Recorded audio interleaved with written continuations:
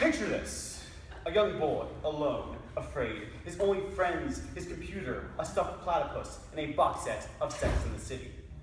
No, he is not a nerd, and he is not an angsty teenager expecting his parents to walk in at any moment. It's worse. This boy has Aspergers syndrome. Do you have that image in your head? Good. Now take that image, rip it up, spit on it, throw it out the window, and call it a bad doggy. Shoo shoo. Now, look up here. Ta-da! You are looking at an actual Aspie. That's right, a real-life, basic dwelling, toy-hugging, show-obsessing, needle-bred Asperger's man. Now, when a fine faction of friendly folks, such as yourselves, find out that they have this evil, debilitating disease, they have a few questions. Ben, what's it like not being able to talk to people? Hey Ben, how's special ed treating you? Hey Ben, did it hurt when you got the injection?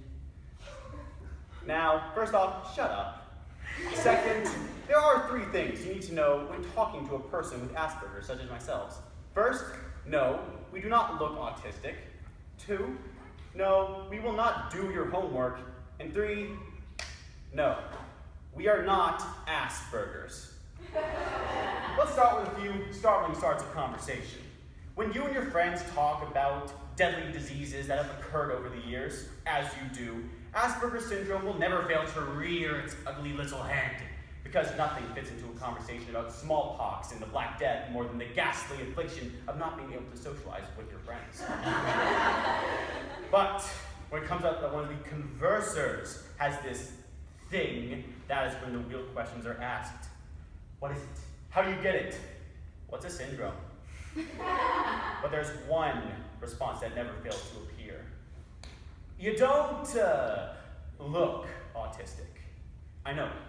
A sound observation, an expert opinion, straight from the pages of Psychology 101 or The Matrix. Because if there's one thing we know about humans, is that looks are never deceiving, that we can always trust the appearance. That's why Irish people always wear green, why criminals always wear bandanas and never a suit, and why, yes, you can totally trust that man with the white band and candy. But, you can totally trust that white man. I'm serious. But in all seriousness, we don't look the part. We don't look like your average, everyday people with debilitating hodgepodges of social anxieties, panic attacks, and fits of groping. And I'm sorry to say, no matter what my dating profile says, I've never felt that way. Not even a little bit. I mean, the only thing I get panic attacks about are normal things like tests, applications, missing the latest episode of Game of Thrones. And I have about as many gropey feelings as more missionaries have doubts about their faith, which is to say a normal amount for kids my age. But it's true, we don't look the part. So it's usually a surprise when our friends, family, and stuffed platypi find out that we have this thing. And usually the most we can hope for is more of a, I didn't think he was so nice of a guy type surprise, rather than your face is now inside of a milk carton type surprise. Turns out you couldn't trust that nice man. So Ben, you don't look autistic. But surely you all think autistic, eh? After all, Thomas Edison had Asperger's. Mozart had Asperger's. Dan Aykroyd has Asperger's. They were all pretty smart, so you must be smart. And since you're so smart, maybe you can do this one calculus problem for me, please, just this once. Well, as much as I enjoy being compared to an inventor who stole all of his ideas, a composer who regularly wrote music about buttholes, look at him, it's true, and Dan Aykroyd, many in my position have felt a little overwhelmed. After all, how can we possibly compare to giants like Bill Gates, founder of Microsoft, Friedrich Nietzsche, who created nihilism, and Dan Aykroyd, especially when it comes to doing your homework? I mean, when it comes to cosmetology, chemistry, and calculus, I'm no Thomas Edison, no matter how many answers I steal. In all seriousness, though, I find the idea of doing someone else's homework problems problematic. After all, that is 30 minutes of my life that I will never get back. 30 minutes of sleeping, eating, and after-dinner speech writing I will never achieve again. And as to the idea of comparing one person who has a disease that's literally defined as having unique and different effects on each individual person who has that disease to another person who has that disease, I guess it's admirable. I mean, it is putting us all Asperger's people into one big happy family and connecting us to the larger human family. But I've been forced into enough reunions to know that as soon as the camera comes out, you're shoved to the side, hugging stops, and you're left to sulk with the rest of the teenagers. Oh, is that just me? Oh, okay. Never mind, moving on. So Ben, you don't look autistic and you won't do my homework, yard work, or drug test for me. But surely there's something about people with Asperger's. Whoa! Wait a minute.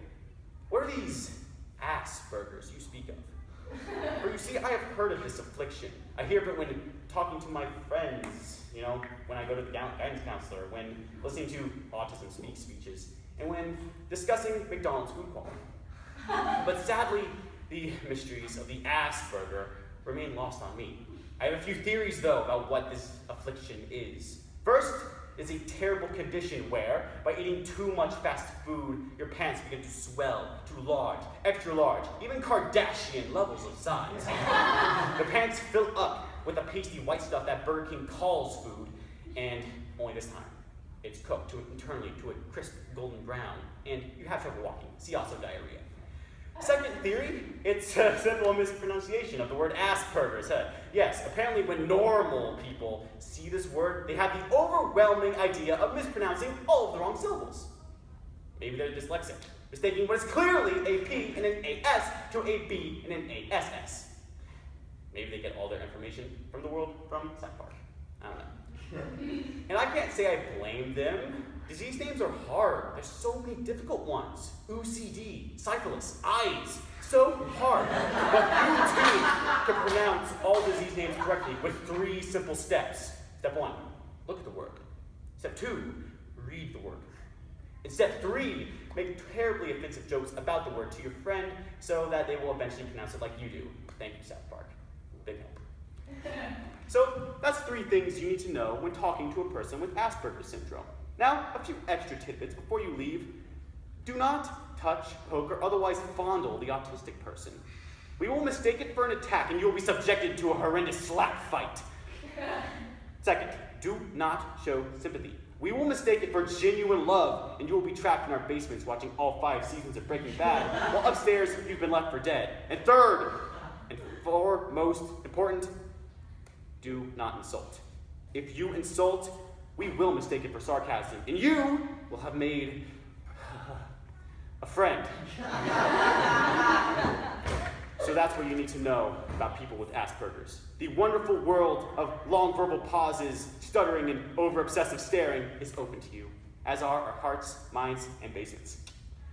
So go forth and talk, but always remember, you may have class, but never give sass to the Asperger's man. Thank you.